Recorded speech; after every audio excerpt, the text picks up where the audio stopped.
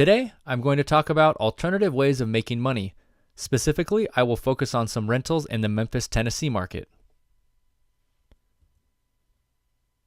We are working with Hardin Enterprises, which has been in this business since 2004, and the actual company was started in 2007 and has been actively involved in real estate since that time. They have been around for quite a while. Disclaimer: nothing in this presentation is legally binding. No guarantees or representations are being made, and this presentation is for informational purposes only.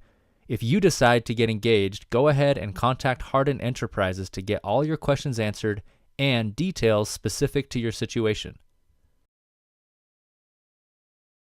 I'm going to start by asking a couple questions. Think about who you are and how you invest. Do you have a conservative element to your portfolio? Are you more conservative and like investing in CDs or putting your money in the bank and things that are guaranteed? Or are you somebody that is more aggressive and willing to take some risks, where you throw your money out there and might be able to make a little bit more money, though it might be a little more risky? Basically, I just want to set the stage so you can be thinking about the type of person you are, because I think regardless of which type you are, there are some opportunities here for you that will probably work out. I want to illustrate with a simple math problem to show you how investing works. Basically, if you started with $1,000 to invest and you have a 10% loss in year one, how much do you now have? Do a little bit of simple math and you have $900, right? A 10% loss from $1,000 is $900. Next year, you have 10% gain. So how much do you have? Well, your brain probably initially thinks, oh, we're back to zero, but you are not, because you have lost money the first year. So when you gain the same amount of percentage the second year, you are not even back even.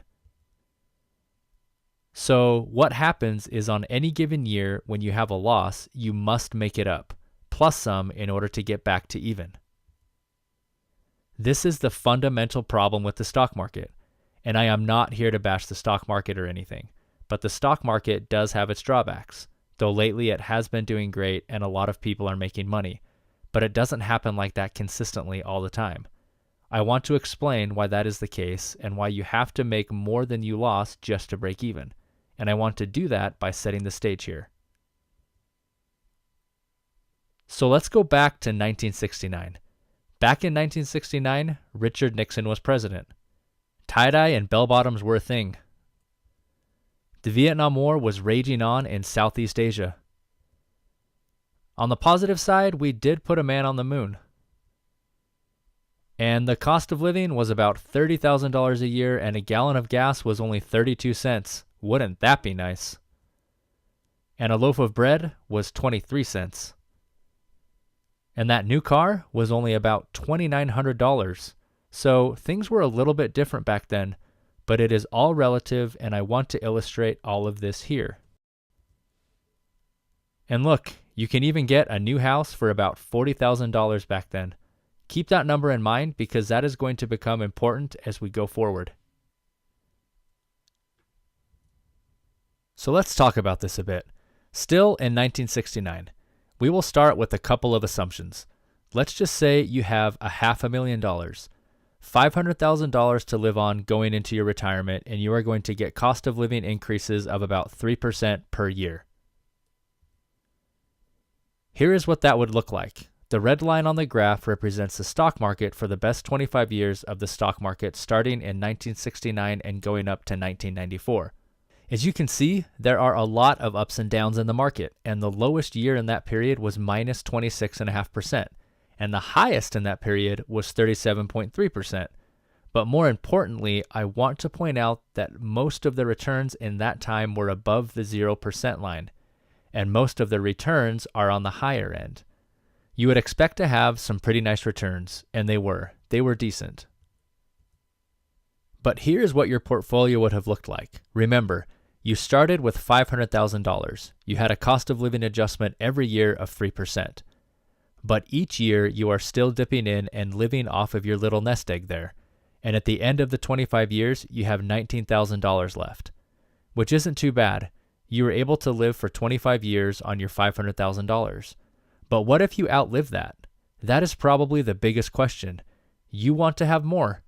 If you take all of those ups and downs and you average them out, they come out at 11.3%. If you didn't ride all the ups and downs and you just took the average of all those ups and downs of those 25 years, it comes to 11.3%. Well, if you got 11.3% per year, which means you gave up the 37% and the 28%, and you just got 11.3% a year, your $500,000 would have risen to over $3 million by the end of that same 25-year period. Well, that is the difference between when you are riding the ups and downs and how it affects your portfolio versus being able to get a consistent return. So that begs a question: where can we get the most consistent double-digit returns? And real estate has a lot of those. There are different aspects of real estate, but today we are going to focus on just one, and that is the rental property aspect of it. As we go into that, I want to give another example of it here. Basically, around my neighborhood, $455,000 will get you this house right here. That house will have a mortgage expense of about $2,067 after you have paid your 20% down. Taxes on this property will run about $345 a month. Insurance about $34 a month. Homeowner association fees are $25 a month. You are going to rent and manage it yourself because you are local and you don't want to spend the money on it. Your total monthly outflow is $2,471. Well, if I go to Zillow and ask what I can rent this house for, Zillow says we will rent it for $2,495. That leaves you a total monthly income of $24 with an ROI something near what the banks are paying. Is that worth it? Because that is before any other expenses or issues that come up. I do not think this is worth it. But what if I asked you this question? What if you could rent this house out for $7,500 a month? Would you do it now? Now all of a sudden the numbers are starting to look a little bit different and make a lot more sense. If that was the case, of course we would do it. Unfortunately, that's not the case. I am just bringing this up as a point of illustration. Let's move on. So I want to analyze a realistic scenario. Let's just say you have $45,000 you are looking to earn some nice returns on. And there is nothing magical about the $45,000. It's just a chunk of money that a lot of people that we have been working with have. And it is just a good number to illustrate what we are going to do here. If you have less than that or more than that, great. We can work with that as well. It is just an example. So that $45,000 is 20% of what price property's down payment. Do a little math in your head and you come up with a $225,000 property. So that begs the question, what kind of property can we get for $225,000? Well, this is what you get. A 2-bedroom, 2-bath, about 1,500 square foot mobile on a rented lot. Not a bad looking property, but definitely not as nice as the last one we looked at. But let's look at the numbers. The mortgage expense on this is $811 after your 20% down. You are renting your space. You don't own the land. So you are renting your space for $550 a month. You have $100 taxes and $25 a month insurance. And again, you are self-managing it, so you are spending about $1,486 a month. Zillow says this one will rent for $1,595 a month, and your total monthly income is about $109 a month. We just increased your monthly income about 4 times. This one is already far more attractive than the first one. The house might not look as nice, but the numbers look good, and as an investor, we have to think about the numbers. The numbers are what's important when you are renting. We have to take the emotional value out and look at it logically and understand what we want to do with it. So that 20% down was your $45,000. That is what you would be able to get with your $45,000. But even that is not good enough for us. Where can we maximize the $45,000 that we have? Well, we have this lot of properties out there and we are not even sure where they are, but for about $45,000, you get to buy the whole lot of them. How does that sound? But joking aside, where can we seriously get a better return for our money? Memphis, Tennessee. The Memphis market boasts a lot of qualities that we really, really like. that are working very well and have been for many years and that look to be very viable in the future as well. And I want to talk about some of the reasons why we would want to invest in Memphis, Tennessee, and why I am investing there myself. There are certain requirements for any investment deal to be a success, and it is very important that when you have your requirements or set of rules that you follow. If you have done any stock trading, you know that rules are very important. Don't deviate from your rules. And this is what I want to talk about here. These requirements or rules are very important and we don't compromise. We are looking for all of these requirements to be met, and if they are not met, we don't consider it a good deal. So let me talk about what those are. First of all, there are more renters than homeowners in the Memphis area. So that means when it comes time to rent out your house, you have a much higher likelihood of getting it rented than you would in several other neighborhoods around the country. So that is good.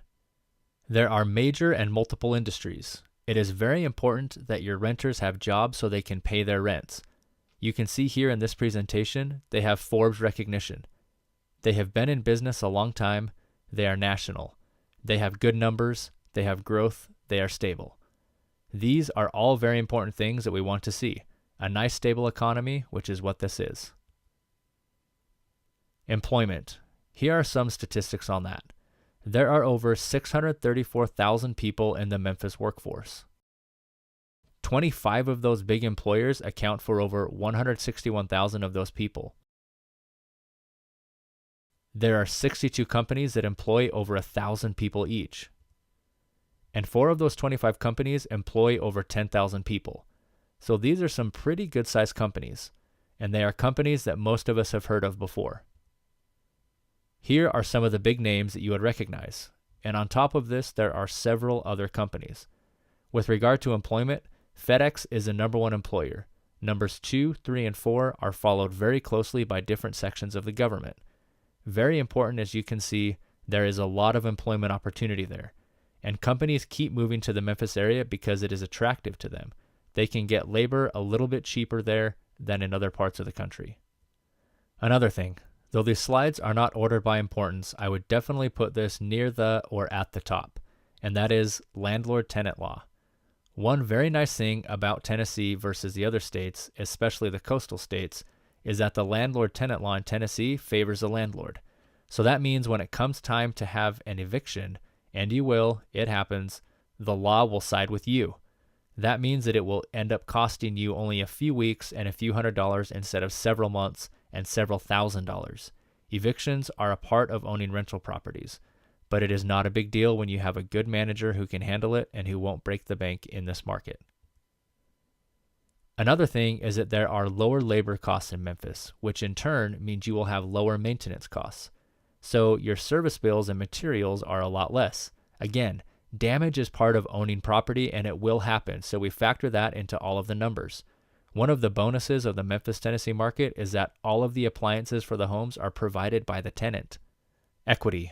Hardin Enterprises is selling these properties at below market value, below the appraised value. So you are getting some equity built in with that. They are able to do this because they are a volume business and they move houses in volume. So they are able to throw that equity back at us as buyers so we can start off in positive territory. Another thing is that if you get a mortgage on your property, and some people do go out and buy these properties and take a mortgage out on them, we have found that in all or most cases, you will get back twice your mortgage in rent. So typically, your mortgage will be around $200 or $250, but your rents average around $600 a month. This makes it a very good formula for success. All of this lends itself to low reserves. If you don't have to have a lot of reserves to deal with repairs and other expenses, or in the case of the finance company requiring you to have a certain amount in reserve, usually 6 or so months in reserve, because everything is so low cost, you don't have to have so much in reserves. In that first market we were looking at with the nice looking house, you would have to have $10,000 in reserves just to cover in case anything happens or if the rent is not paid in any given month. Whereas in the Memphis market, your reserves are a lot lower because even if you have a mortgage, it will only be about $250 and maintenance costs are very low as well. Another thing is the pop growth rate. Memphis has a very steady population growth rate, without the spikes or ups and downs that a lot of other markets have. So back in 2007 to 2008, when we had the crash, the Memphis market was hit, yes, but it was not hit nearly as hard because it did not have these ups and downs like a lot of markets. It is a much more stable area. Another thing we need to look at is rent appeal. We want the houses that are attractive to the most renters. So that is your 2 to 3 bedroom homes with 1,100 to 1,300 square foot. This means we attract the most renters possible. You don't want the real expensive properties because you limit your base, and you don't want something in the slums because that brings its own problems. What we want are what I call working class neighborhoods to reach the biggest population base of renters. To recap, there are a high number of renters in the Memphis area. We have got major and multiple industries to support those renters so they can pay their rents. The landlord-tenant law favors the landlord. There are low maintenance costs when they happen, and again, they will happen. There is some equity built in because of the price you are getting the property for. There is that 1-to-2 ratio should you go out and take a mortgage on your property. You will still be able to collect more, about 2 times more in rent than you pay for your mortgage. That all lends itself to low reserves. Memphis has a steady population growth. We have an attractive rental market. And lastly, we have a team of people to help you through this process. Any questions you may have will be answered along the way, and you can feel comfortable moving forward. Just as a comparison, in a lot of those areas in those coastal cities, we wipe out most of those criteria. A lot of cities may have multiple and major industries and good population growth, but low maintenance costs are not really a thing along the coast. Equity. There may be equity, but in many stagnant markets or falling markets, the equity is not there. Now, I want to talk quickly about some of the numbers. Let's look at this house again.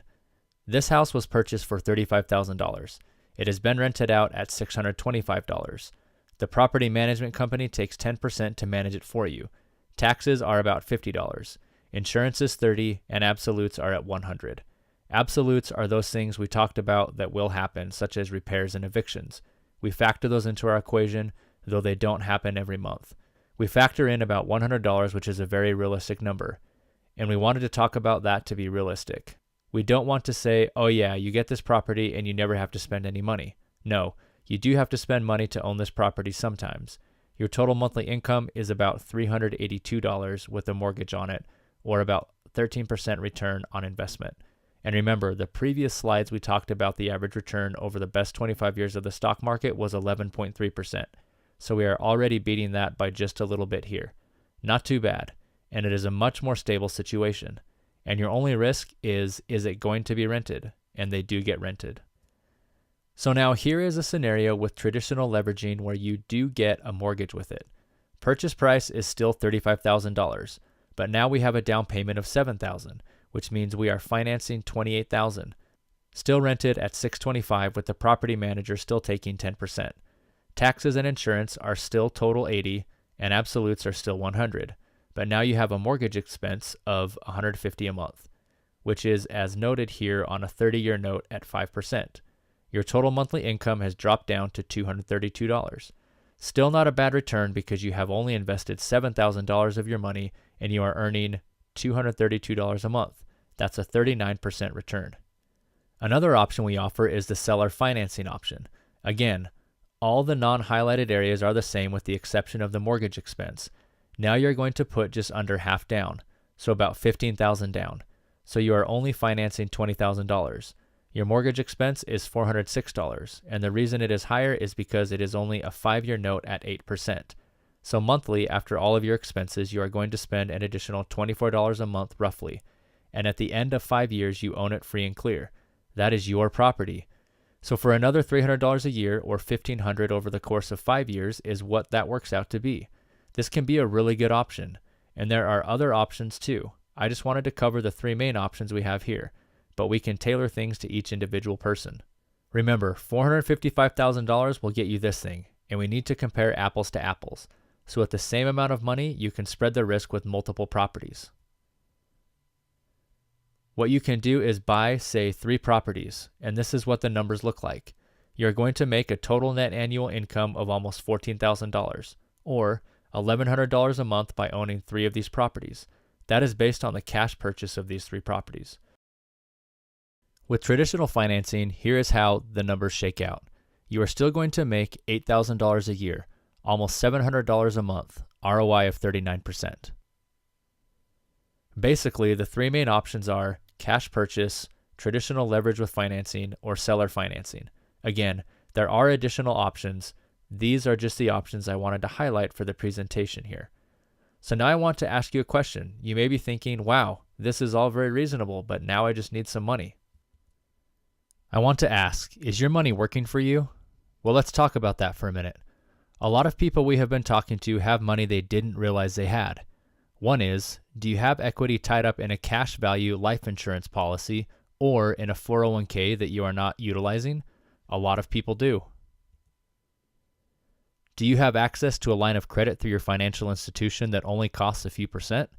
A lot of people have great credit and they are not really leveraging that or doing anything with it. If you could borrow money at say 4% and earn that 13%, does that math make sense to you? It sure does to us. Do you have equity in your home? Do you have equity you could tap into your individual residence? Same thing. You can get it in the low single digits and you can get double digits with your money. Now it may make sense to have that extra mortgage on your property, with the extra payments being paid for by your rental properties and even more. Or have you heard of a self-directed IRA? A lot of people are using a self-directed IRA to fund these deals because they have money in their IRAs, but they can't touch it until they are retired. But there are ways to use self-directed IRAs that you can set up through legal entities and you can have access to that money. These are just some of the options that current buyers are using to fund these. So back to my question. If you could buy this house and rent it out for $7,500, would you? I think most of you were thinking yes at the beginning, and that is essentially what we were talking about, only on a much smaller scale. Take that $455, drop it down to $45 or in some cases $35 and rent it out for $625 or $650. The math works out just the same as if you bought this house and rented it out for $7,500. You are just not tying up all of your capital and you are not putting all of your eggs in one basket. Because if this one house is vacant, you are losing money. But if you can spend the same amount of money on multiple houses and one of them is vacant, you are still making money with the others. It's a pretty good deal. So the next steps. If you like what you heard here today, contact Hardin Enterprises to find out how you can get started and to get any additional questions you may have answered.